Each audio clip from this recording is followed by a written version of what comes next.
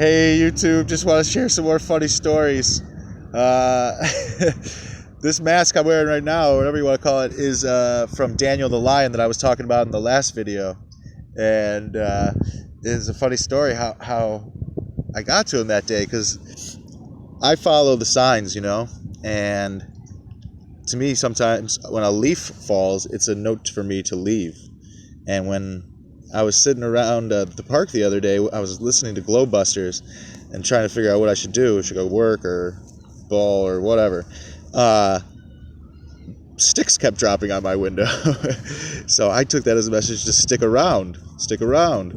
And I'm going to the bathroom at the park, and I walk right out, and there's Daniel, who I met the other day, and he's got his line backpack. And I ended up having a day with him, and he ended up giving me this and another really cool mask, like a Day of the Dead mask, which I'll show you later. But I kind of think God's been talking to me through the masks, and one of them was he gave me just put one right out in front of me in the middle of a street while I was canning, a Spider-Man mask, and I kind of think that is like a message to be a spy and do the dearth sort of thing, like, I got to pretend like I'm retarded and crazy. and that's kind of nice to me. It's funny, when I just sat down to make this video, I made it one more time and it failed. A spider started crawling on me, and I thought that was, was that God's reminder to talk about the Spider-Man mask? The other mask he gave me was a catcher's mask, and I think it's funny I started talking about the bullpen. I just figured that maybe that's what that was all about. I thought the catcher's mask was funny though too, because if you went out in public, and you were like, got to do everything I can, got to flatten the curve and all that. Wearing the catcher's mask, it's pretty funny.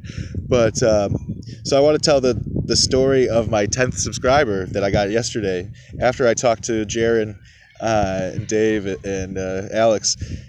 I went out and watched the sunset at Sunset Beach, and I was trying to watch the shadows creeping up the walls, if that's the case.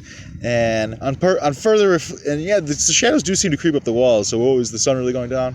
But on further reflection, there's no way you can tell if that's a reflection of light or if it's direct light from the sun. So I'm not giving into the ball just because the shadow creeped up the fucking wall. Anyways, so I watched the sunset, and it's twilight, and twilight lasted for a really long time yesterday. I love the ball explanation for that. I don't buy it. To me, it feels like the sun's light just pulls away from me, just as if the sun was moving away from me.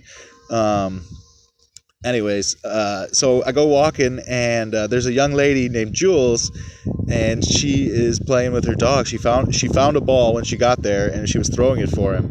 And she threw one, and it was kind of by me, and the dog picked it up and ran over by me, and then set the ball down under himself, and then came and approached me, and I petted it and everything, and then I went to look for the ball, and the ball was completely gone. It had just disappeared. And I said to her, I was like, that's one hell of a trick or whatever. And she said, yeah. And I said, I'm trying to pull the same trick. I'm trying to make the ball disappear. And I ended up, flat smacking her and telling her about my thoughts on the Zodiac and all that good stuff. And it was just great. And the dog's name was Maple. Her dog's name was Maple. And the whole, matrix and the pull of gravity and the ton. The ton is weight too, the weight. Newton, he created this new measurement called weight, where, things are different depending on what ball they're sitting on. It's all Satan's lies. The tons of balls. And so I just want to tell that story. What else did I have? Gosh. Maybe I should stand up and move around and figure it out. No, that's it probably. So enjoy that story. Bye.